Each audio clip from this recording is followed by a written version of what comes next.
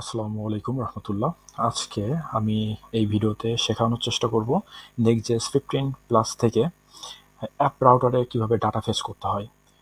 আগের ভিডিওতে আমরা বেসিক পেজেস শিখেছিলাম, কিভাবে এক পেজ থেকে অন্য পেজে নেভিগেট করতে হয় এটা শিখেছিলাম। আজকে আমরা দেখব কিভাবে ডাটা ফেচ করতে হয়, কখন স্ট্যাটিক কখন সার্ভার সাইড, এবং কিভাবে রিভ্যালিডেশন করতে হয়, যেটা আইএসআর হিসেবে পরিচিত। আইএসআর এর মধ্যে আমরা রিভ্যালিডেশন ইউজ করি। আমরা এই 3টে টপিক শিখব। তো সার্ভার সাইড রেন্ডারিং, এটা শর্ট ফর্মে বলা হয় এসএসআর, এবং এসএসজি এটার ফুল ফর্ম হচ্ছে স্ট্যাটিক সাইজ জেনারেশন, এবং আইএসআর যেটা হচ্ছে ইনক্রিমেন্টাল স্ট্যাটিক জেনারেশন। আমরা তিনটাই শিখব ধাপে ধাপে। আমরা একটি ফ্রেশ নেক্সটজেস প্রজেক্ট ক্রিয়েট করেছি। এটা হোম পেজ। নেক্সটজেস ডিফল্টভাবে এই ইউআইটা আমাদের প্রোভাইড করে। এটা হচ্ছে ডিফল্ট নেক্সটজেস হোম কম্পোনেন্ট। আমরা এই প্রজেক্টটি 3000 পোর্টে রান করেছি, এবং আমরা দেখতে পাচ্ছি যে নেক্সটজেস ডিফল্টভাবে তাদের ইউআইটা এখানে শো করাচ্ছে। বেসিক্যালি নেক্সটজেস তারা ডিফল্টভাবে তাদের সবগুলো কম্পোনেন্টকে সার্ভার সাইড রেন্ডার করে।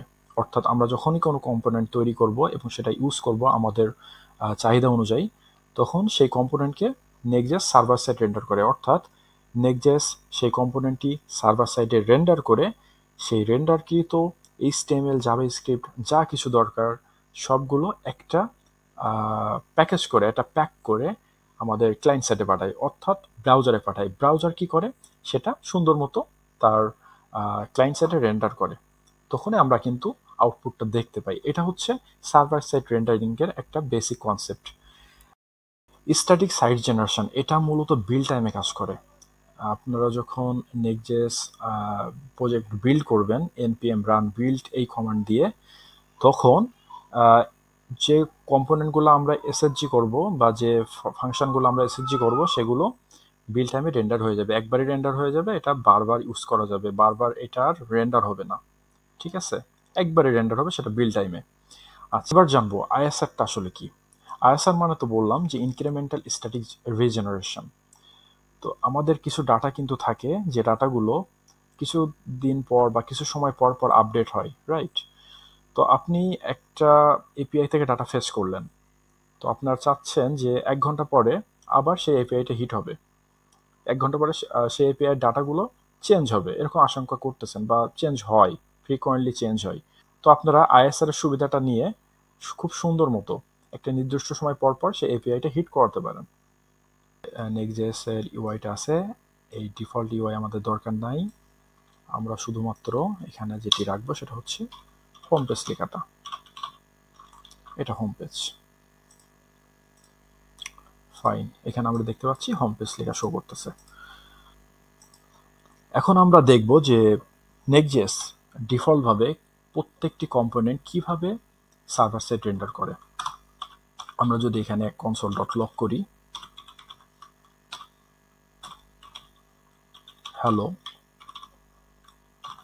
সেভ করলাম, টার্মিনাল ওপেন করলাম, আমরা দেখতে পাচ্ছি যে টার্মিনালে কিন্তু হ্যালোটা প্রিন্ট হয়েছে। আমরা দেখতে পাচ্ছি যে হ্যালো প্রিন্ট হচ্ছে। এখন আমরা যদি আমাদের ব্রাউজার থেকে কনসোল চেক করি, তাহলে দেখব, আমরা রিলোড দেই। আচ্ছা, তাহলে দেখতে পাচ্ছি যে হ্যালোটা কনসোলে প্রিন্ট হয়েছে, বাট সার্ভার থেকে এখানে কিন্তু দেখাচ্ছে যে সার্ভার থেকে এটা প্রিন্ট হয়ে আসছে। এখন আমরা আরও ক্লিয়ারভাবে বোঝার চেষ্টা করব, সেজন্য আমরা কিছু ডাটা ফেচ করব। সো ডাটা ফেচ করার জন্য আমরা ফেচ ফাংশন কল করব। অলরেডি এই কম্পোনেন্টটা কপি করে রেখেছি যাতে আমাদের টাইমটা নষ্ট না হয়। এখানে আমরা দেখতে পাচ্ছি যে এখান থেকে আমরা ডাটা ফেচ করতেছি, এটা ফেচ এপিআই এর মাধ্যমে অ্যাসিং করছি, অ্যাসিং অ্যাড করছি, এবং সেটা জেইসনে কনভার্ট করছি। দেন আমরা নিচে দেখতে পাচ্ছি যে সেটা স্লাইস করছি পোস্ট সবগুলো ডাটা, যেহেতু এখানে অনেকগুলো ডাটা রয়েছে। আমরা যদি এই ডাটাগুলো দেখার চেষ্টা করি, দেখতে পাচ্ছি এখানে অনেকগুলো ডাটা রয়েছে।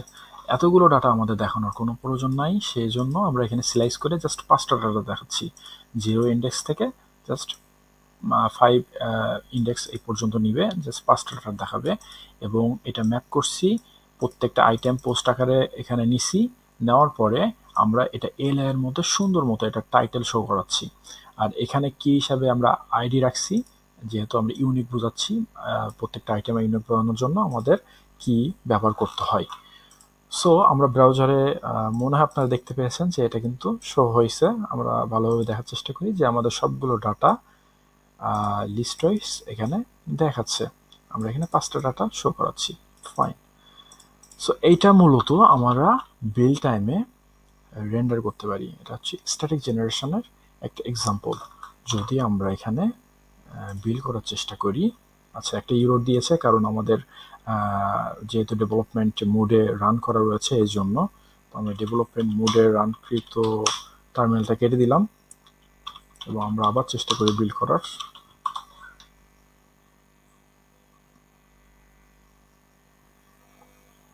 সো কম্পাইলড হচ্ছে, এখানে লিনটেন চেকিং ভ্যালিডিটি অফ টাইপস, যদি কোনো টাইপ স্ক্রিপ্ট বা কোনো কিছু যদি থাকে সেগুলো অপটিমাইজ করতেছে। পেজের ডাটাগুলো নিচ্ছে, স্ট্যাটিক পেজ আছে 5টা, সেগুলো রেন্ডার হয়েছে। এভাবে প্রত্যেকটা বিষয় ক্যাশ হয়েছে, চাঙ্ক ফাইলে রাখছে। দেন আমরা দেখতে পাচ্ছি যে স্ট্যাটিক কন্টেন্টগুলা খুব সুন্দর মতো রেন্ডার হয়েছে, যেহেতু এটা স্ট্যাটিকভাবে রেন্ডার হচ্ছে, তাই না? স্ট্যাটিক সাইজ জেনারেশন সবগুলো সার্ভারে রেন্ডার হচ্ছে, এটা একবারই রেন্ডার হবে, পরবর্তীতে কিন্তু এটা আর রেন্ডার হবে না। আমরা যদি এখন এখানে দেখি যে npm run dev, এখন ডেভেলপমেন্টে রান হলো।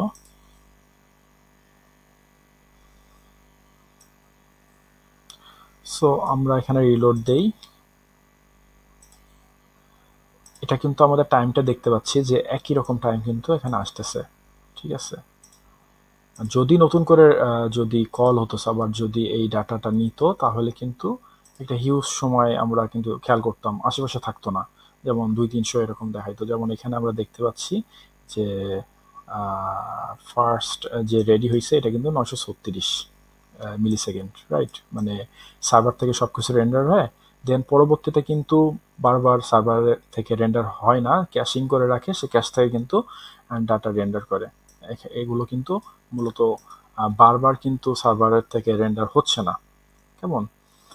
এখন আমরা দেখার চেষ্টা করব যে কিভাবে সার্ভার সাইড রেন্ডারিং এটা কাজ করে।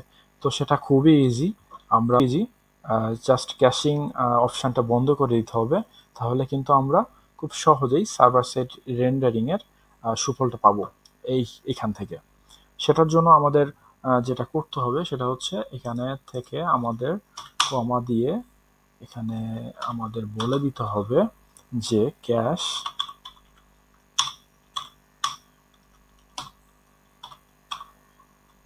No store. এখানে আমরা স্পষ্ট বুঝতে পারতেছি যে আমরা নেক্সটজেসকে বলে দিচ্ছি যে এই ডাটাটা ক্যাশ করার দরকার নাই, হ্যাঁ, এটা আমরা সার্ভার সাইড রেন্ডার করতে যাচ্ছি, এটা ক্যাশ করে তুমি স্ট্যাটিক জেনারেশন কইরো না, যে বিল টাইমে রেন্ডার হবে তারপর থেকে প্রতিবার ক্যাশ থেকে রেন্ডার হবে, এটা করার দরকার নাই।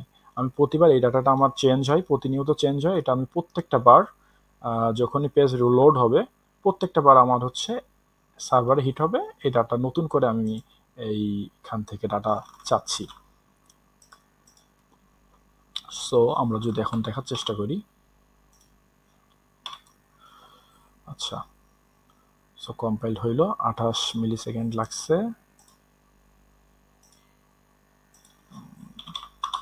কেটে গেছে। তো আমরা রিলোড দেই, এটা কিন্তু প্রতিটা বার সার্ভার থেকে রেন্ডার হচ্ছে, সার্ভার সাইড রেন্ডারিং, এটা আমরা এখন কেটে দেই যেহেতু এটা সার্ভার সাইড রেন্ডারিং, এটা কিন্তু আর স্ট্যাটিক সাইড জেনারেশন না। এখন আমরা দেখব যে আইএসআর কিভাবে কাজ করে। এখন আপনার তো দুই কোয়ালিটির ডাটা নিয়ে আপনার কাজ করতে পারবেন অবশ্যই, যে ডাটাটা ফ্রিকোয়েন্টলি চেঞ্জ হয় এবং যে ডাটাটা টোটালি চেঞ্জ হয় না। তো যেটা টোটালি চেঞ্জ হয় না সেটাই আপনি খুব সহজেই স্ট্যাটিক সাইড জেনারেশন এসএসজি করবেন, আর যেটা ফ্রিকোয়েন্টলি চেঞ্জ হয় সেটা আপনি সার্ভার সাইড রেন্ডারিং করবেন, যেটা এসইওর জন্য অনেক বেশি ভালো, কেমন? এখন যদি এমনটা হয় যে আপনার ডাটা চেঞ্জ হয় কিন্তু বারবার না, প্রতি মিনিটে না চেঞ্জ হয়, একটা নির্দিষ্ট সময় পর পর চেঞ্জ হয়, সেটা আপনি যদি এমনটা যদি হয় তাহলে নেক্সট কিন্তু এটার খুব সুন্দর একটা সমাধান আমাদেরকে প্রোভাইড করে, যেটা একটা ব্যালেন্স সমাধান। আপনি এটার মাধ্যমে SH0 সুফল পাবেন এবং সার্ভার সাইড রেন্ডারিং এটারও কিন্তু একটা সুফল পাবেন। কেমন? তো সেটা করার জন্য আপনাদেরকে এইটার মধ্যে ব্যবহার করতে হবে নেক্সট, তারপরে কোলন, সেকেন্ড ব্র্যাকেট দিয়ে রিভ্যালিডেট আমাদের কিন্তু সাজেশন দিচ্ছে। রিভ্যালিডেট এটার মধ্যে আমি আপাতত 2 সেকেন্ড দিয়ে রাখলাম। 2 সেকেন্ড পর পর এখানে জাস্ট আপনাদের বোঝানোর জন্য 2 সেকেন্ড দিছি। আপনারা এখানে 3600 সেকেন্ড অর্থাৎ 1 ঘন্টা দিতে পারবেন। যে কোনো টাইম ফ্রেম এখানে আমরা ইউজ করতে পারবো। সো এটা কিভাবে কাজ করতেছে আমরা যদি এখন দেখি। প্রথমে আমরা যদি বিল্ড করি, সো বিল্ড করার সময় কিন্তু স্ট্যাটিক সাইড জেনারেশন হবে, সার্ভার সাইডে কিন্তু বিল্ড হবে। আমরা এখানে বিল্ড করি, সরি আমরা একটু কেটে দেই যেহেতু এটা ডেভেলপমেন্ট মোডে রান করা। আমরা আবার রান করি বিল্ড, প্রোডাকশন বিল্ড অপটিমাইজড এবং জেনারেটিং স্ট্যাটিক পেজেস পাঁচটা। Fine, great. সো আমরা এখানে দেখতে পাচ্ছি যে এখানে রিভ্যালিডেট বলে একটা অপশন কিন্তু যুক্ত হয়েছে। কেমন? এটা 2 সেকেন্ড লেখা, মানে 2 সেকেন্ড পর পর এটা হচ্ছে কল হবে, এটা কিন্তু এখানে লিখে দেওয়া। এটা এক্সপায়ার ডেট হচ্ছে 1 ইয়ার। ফাইন। তাহলে আমরা যদি এখন আমাদের ডেভেলপমেন্ট মোডে একটু চেক করার চেষ্টা করি এটা কিভাবে কাজ করে। আচ্ছা, এটা রেডি হইতে সময় লাগছে 924 মিলি সেকেন্ড এবং আমরা যদি রিলোড দেই, কম্পাইলিং, তারপরে হচ্ছে 286, আমরা যদি আবার রিলোড দেই 167, 145, 112, 145, 121, 161, 116, 116, 118, 121, 148। আমরা দেখতে পাচ্ছি যে 2 সেকেন্ড পর পর কিন্তু টাইমটা অনেক বেড়ে যাচ্ছে। আবার একবার আবার কিন্তু সেই টাইমটা বা জাস্ট হচ্ছে আশেপাশে থাকতেছে 115 থেকে 20। 2 সেকেন্ড পর কিন্তু সেটা হয়ে যাচ্ছে, আমরা দেখতে পাচ্ছি 187, যেহেতু আবার রেন্ডার করা লাগছে। কেমন? 131, 139, 116, 117, 129, 159। কেমন? এটা কিন্তু 159, অনেক বেশি। তো আমরা দেখতে পাচ্ছি যে এটা এভাবেই কাজ করে আসলে, যে আপনি বিল্ড করার সময় এটা সার্ভারে রেন্ডার হবে এবং এখানে আপনি রিভ্যালিডেটের মধ্যে যে টাইম ফ্রেমটা দিয়ে দেবেন তার সেই টাইম ফ্রেম অনুযায়ী আবার রেন্ডার হবে। এটা আসলে আইএসআর এর magic. Thank you so much for. আজকে আমরা শিখলাম অ্যাপ রাউটারে স্ট্যাটিক, এসএসআর এবং আইএসআর ডাটা ফেচিং। পরের ভিডিওতে আমরা দেখব কিভাবে এপিআই রাউটস তৈরি করতে হয় এবং কিভাবে নিজের ব্যাকএন্ড তৈরি করে ডাটা সার্ভ করা যায়। ভিডিওটি যদি হেল্পফুল হয় আপনার জন্য তাহলে একটা লাইক দিবেন আর সাবস্ক্রাইব করে রাখবেন যেন পরের ভিডিওগুলো মিস না হয়। Thank you so much.